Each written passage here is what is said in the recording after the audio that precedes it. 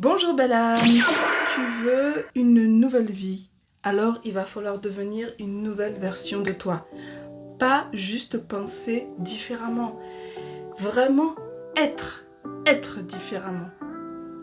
Parce que tant que tu fonctionnes avec les mêmes pensées, les mêmes habitudes, les mêmes croyances, les mêmes émotions, et donc tu réagis toujours de la même façon face aux situations, alors tu recrées la boucle. Tu recrées la même réalité 3D. La bonne nouvelle, c'est que tu peux hacker ce mécanisme. Dans cette vidéo, je vais te montrer comment reprogrammer ton système intérieur pour changer ton monde extérieur. Ici Miss Domi, coach mindset, coach de vie, et je t'accompagne dans la manifestation de la vie de tes rêves. Alors, tout d'abord, pourquoi ta réalité ne change pas? Est-ce que ça te parle, cette situation? Tu te lèves, tu penses au même problème que la veille. Donc chaque jour, tu as quasiment 90% de tes pensées sont les mêmes que la veille. Il n'y a rien qui change. Et du coup, tu ressens les mêmes émotions.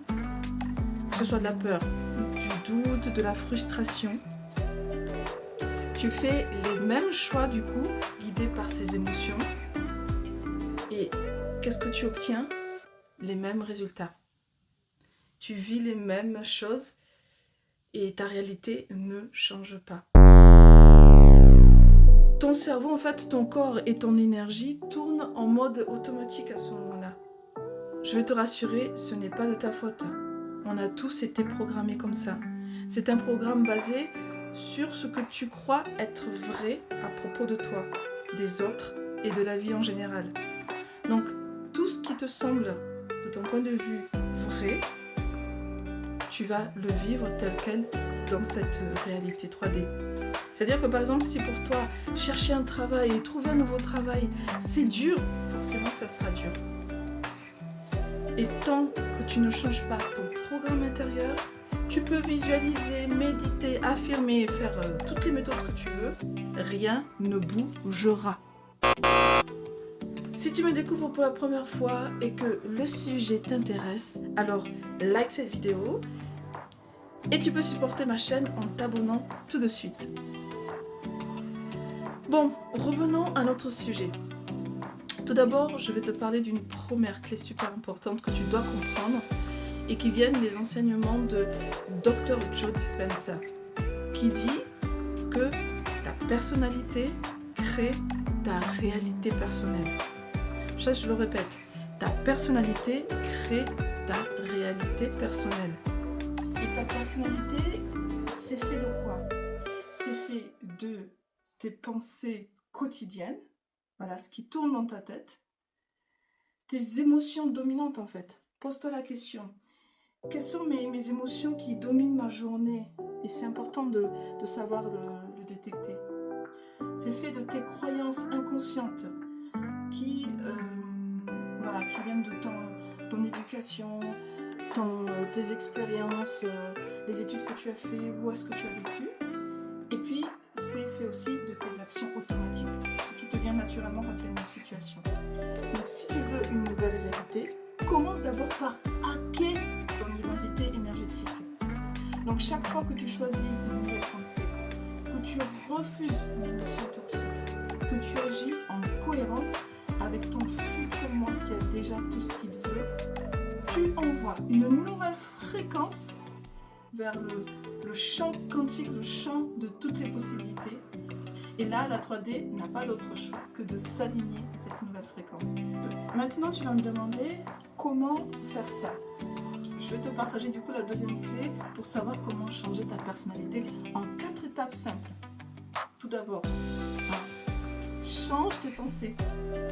Arrête d'entretenir des mots comme je suis bloquée là, ou ce n'est pas pour moi, mais personne ne va aimer ce que je fais.